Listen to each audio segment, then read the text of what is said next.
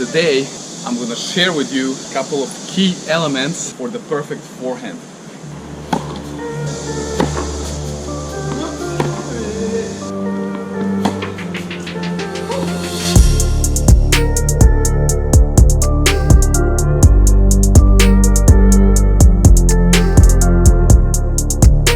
Hi everyone, my name is Milan from Serbia. I'm founder of TENFITMEN and I'm a professional tennis player and coach.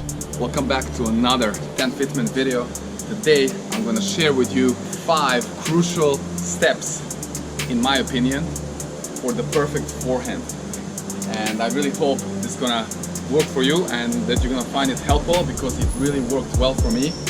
And some of these elements and the tips that I'm going to share with you completely changed the way I hit my forehand. I gained so much more confidence, the power and stability in this shot, and this is why I'm so excited to share it with you. So let's go. So the number one thing, the first step, is definitely the split step and the initiation of the swing. So I'm going to combine this as the one important element. Very crucial and a very common mistake. So you gotta make sure that you do the split step on time, which is right before opponent hits the ball, right? And usually I tell my players that's when they see that the opponent starts moving the racket towards the contact, that's when you initiate, that's when you do the split step, and then the swing should start immediately after that. So it should be like this. So I'm ready, up, this part, up, here.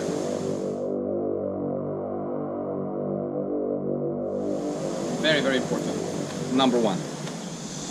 Now, the second step, the second important element here, if we go in the right sequence, that's going to definitely be the complete uni-turn, and this is where the left arm plays a very important role, right? Because after this one, we need to take the left arm on the throat of the racket. Left arm if you're right-handed. If you're left-handed, it's opposite, the right arm. So we go here, and then in this step, we also need to think about the dominant arm elbow. In my case, the right arm elbow needs to go high. So I'm taking the racket here and I'm lifting my elbow up. So that will be the second step, right? So after the first step here, the second step is to kind of use that left to guide the racket up and lift my right elbow. So at this point, we're just focused on this upper body, right? So first step, second step is here and all the way back, the third. Now, the third step, the third important element. After the first one, the second one, now we talk about the stance, right?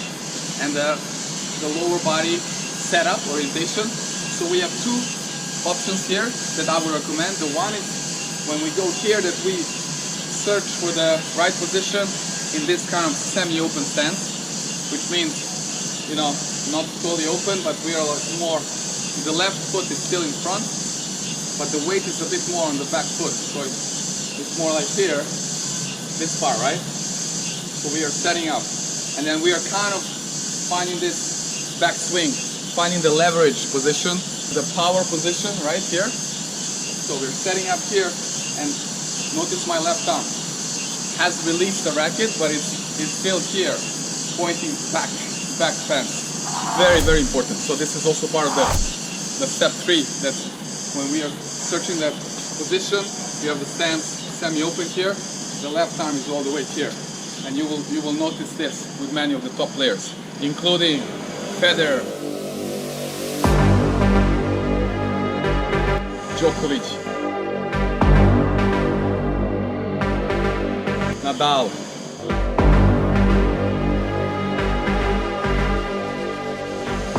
all these top guys. So step 3, one more time. After the first one, the second one, and then the third one is here, and releasing this part here. Now the second option for the stance is the closed stance, which is also great if you have time, because you can have a very good weight transfer. So in that case, we're going to go here, and I'm going to search here in this stance. Right? More close, and now I'm going to get ready for the next part of the shot. Now, so far, all these 3 steps, very important. But now the 4th one is maybe the crucial, but again, the 5th one also important. But so far, let's say the number 4 here, once we find this spot, let's assume I found this close stance and I'm here, the 4th step is kind of twofold. The one is that the left arm needs to serve as an uncoiling force, right? If you imagine, I want to just spin here. So I use the left to help me to rotate here. And you will notice this with Novak Djokovic especially.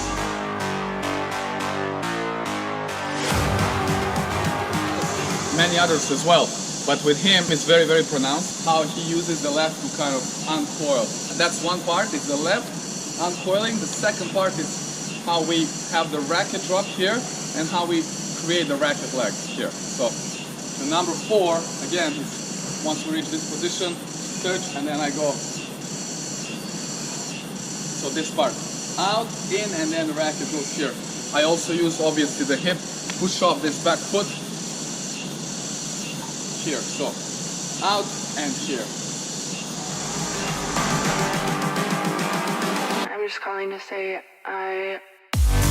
Number 4, very important. So the left arm, for me, this is the game changer. I started thinking about the left arm here, how it's helping me uncoil, and it made it so much easier to create some heavy shots from any position, especially when I'm kind of pushed away. So I'm on the run, and then I have to create and play the cross court. That's where the left arm really helps. And then of course we have the whip here. Yeah, just to add one part here, it's important the way you see how I set up the racket, right? This depends on your grip. So if you have more extreme grip, your racket face will be facing more the back fence, right? But this is the crucial part, is that the racket tip, the tip of the racket, is either pointing to the side fence or it can point up. You can see this with the different players. We're talking about the men's, the ATP forehand, right? So it's pointing either this way or it's pointing up. What you don't want is to go and point this way. So you wanna avoid that. So it's here. I recommend this one pointing the side fence, and then uncoiling, drop, and then pulling the handle here. Fine.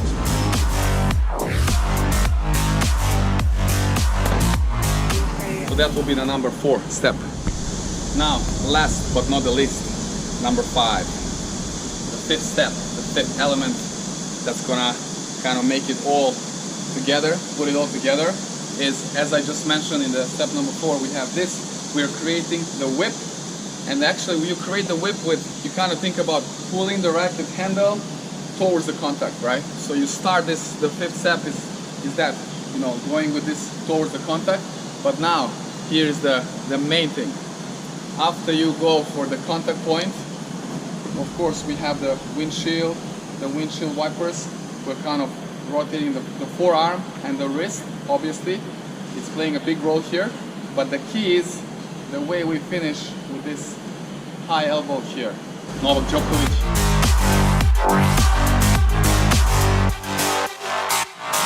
Rafael Nadal. Roger Federer.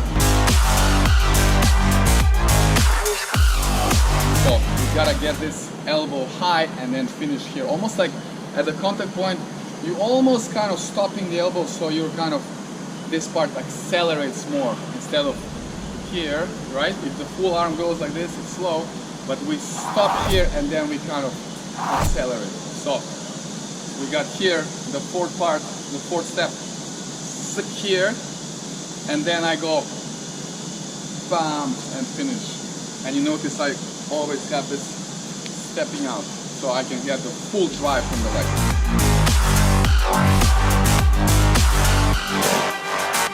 So the step 5 is that pulling this one with a handle forward and then bam, finishing with a high elbow and here. So the finish itself, it's not so crucial to, you know, kind of catch the racket here. This can be option, but you know, you can see the pros, and it depends on the ball, depends on the situation. Very often that this happens as well, right?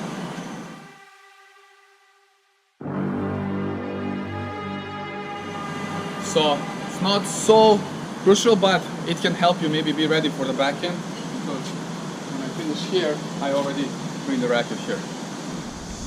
Okay, so let's do the recap. 5 steps or elements or tips for the forehand to kind of build it strong and make it reliable and powerful and consistent, right? And at least this worked very well in my case. The first one, number 1, is pop initiation, split step and early initiation. Number 2, left arm on the racket, bringing the racket more back and having the elbow going up here, right? So bam. So we're still thinking just about the upper body here, number 2. Number 3 is the setup, the legs. You can go semi-open or closed stance, right? And then also having the left arm all the way back, separate from racket. So when you go here, stance, find the stance and separate. Number 4 is the uncoiling and the left arm here, and also the drop. This one pointing the side, uncoiling and dropping same time, right? So it's this part, up and here, up and here. And the number 5 is the finish, where we lead with this bottom cap and then how we finish with the elbow here. Bam. So I hope that makes sense. Create some kind of picture, you know, how to play it. And I highly implore you and recommend you to go out there and try some of these tips, try all of them, and I'm sure some of them should work for you and would stick with you and take your forehand on the next level. And then again, for me, that was the step number 4, uncoiling, and also the position here with the racket leg and the finish elbow, finishing elbow high. So that will be it. Okay, I give you 2 bonus tips, and this is when you're on the move on the forehand. We're talking about the forehand, making it a weapon.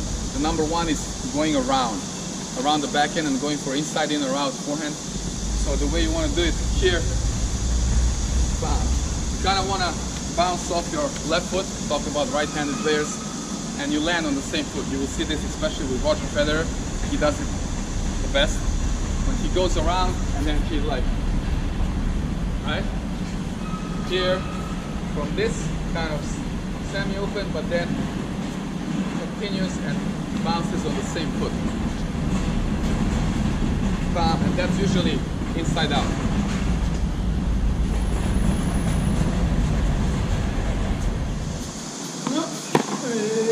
So one more time, let's say I play the ball here, up, and I'm here, the ball comes, I see the chest, bam, then I'm ready for the next one. The second bonus tip here is when we are on the run here, how we're gonna solve that problem where we are far out and we want to recover and still maintain the good balance. So one option is to go open to open stance, which is this one, and this is something I did most of the time, but it was kind of slow. I felt it's not the most efficient way, and then I realized, you know, when you watch these guys and you see that they do it a little bit different. So it's not always here, bam, here, but it's directly open leg to open leg, and then you're much faster to recover. So it's this. You'll notice this with everybody. Djokovic.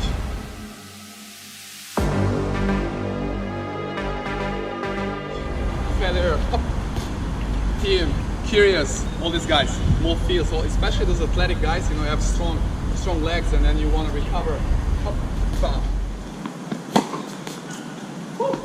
So the key is to maintain the upper body more straight, but at the same time being ready to go back, and you kind of push up here. So once again, it's here, hop, back. Woo! That was it for today, guys, for the forehand. This couple of tips and the steps we covered. I hope really it's gonna help you. And if so, let me know in the comments below. If you enjoyed the video, smash that like button, share with your friends. If you haven't so far, subscribe to our YouTube channel. Many videos out there. I think it's worth of watching. And you can follow us on all social media platforms, everything down below in the description. I highly recommend you to check our podcast. It's on Anchor, and then Google Podcast, Spotify, all the other platforms. Again, everything below. I think we have some good episodes. It can bring you some value. and that's pretty much it. I'm already sweating just from doing the shadow swings here, but yeah, super hot day in Shanghai, but I enjoy it. I like to share this with you guys. It makes me so happy. So thanks again for watching, and I'll see you soon in our next video.